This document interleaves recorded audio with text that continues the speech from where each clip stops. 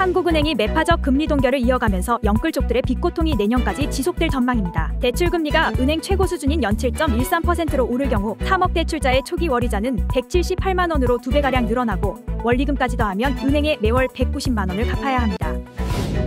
국내 대부업계 1위 러시앤캐시가 금전 대부업 사업을 접어 갈 곳 잃은 저신용자들이 불법 사금융으로 몰릴 우려가 높아지고 있습니다. 정부의 부동산 규제 완화로 회복세를 보이던 서울 아파트 거래가 급매물 소진 이후 주춤하면서 매도자와 매수자 간 눈치 싸움이 벌어져 시장 관망 속 아파트 매도 물량이 쌓여가고 있습니다. 최근 부동산 매물이 쌓이는 등 시장이 숨고르기에 들어가자 수천만 원대의 옵션 공사비를 무상 제공하는 등 건설업계가 미분양 털기에 적극 나서고 있습니다. 부동산 시장이 주춤하면서 한동안 사라졌던 멘토들이 다시 돌아오기 시작해 부동산 관련 온라인 커뮤니티를 중심으로 소액 투자 고수익 등을 제시하며 회원을 끌어들이고 있어 투자 참여에 주의가 필요합니다. 서울 중구 세운지구의 최고 41층 높이의 빌딩 5개 동이 들어섭니다. 서울시는 제9차 도시재정비위원회를 열고 세운지구에 대한 이런 내용의 재정비 촉진 계획 변경안을 수정 가결했습니다.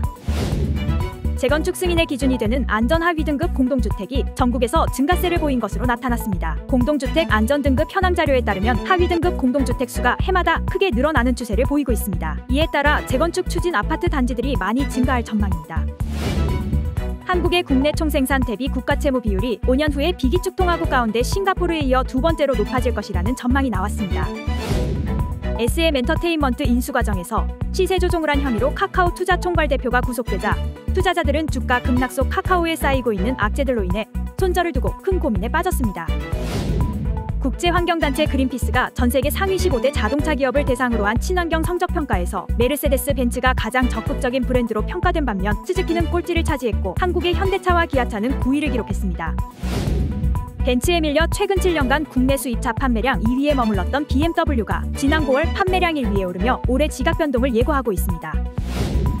미국 정부가 AI 반도체의 대중국 수출 통제를 한층 강화하고 나섰습니다. 사양이 낮은 인공지능 칩에 대해서도 수출을 추가 금지했고 중국은 물론 미국의 무기 수출이 금지된 21개국 등에 대한 반도체와 관련 장비 수출도 통제하기로 했습니다. 국내 대형 치킨 프랜차이즈인 BBQ와 교촌치킨이 사람과 로봇을 두고 정반대 행보를 보여 업계의 관심을 끌고 있습니다. BBQ는 올 초부터 신인재 경영 방침에 따라 신입사원 초봉을 업계 최고 수준으로 대폭 올리며 인재 모시기에 나선 반면 교촌치킨은 치킨 튀기는 로봇 도입에 나서면서 인건비 절감 방안을 모색하고 있습니다. 대한항공이 아시아나 기업 결합 승인을 받기 위해 유럽연합 경쟁당국에 아시아나 화물 사업 부문 매각 등을 제안할 예정이라고 로이터 통신이 보도했습니다. 코로나19 엔데믹으로 막혔던 하늘길이 열리면서 일본과 베트남 등은 해외여행 수요가 급증했지만 홍콩은 2019년 대비 여행객이 절반으로 줄면서 인기는 예전 같지 않은 것으로 나타났습니다.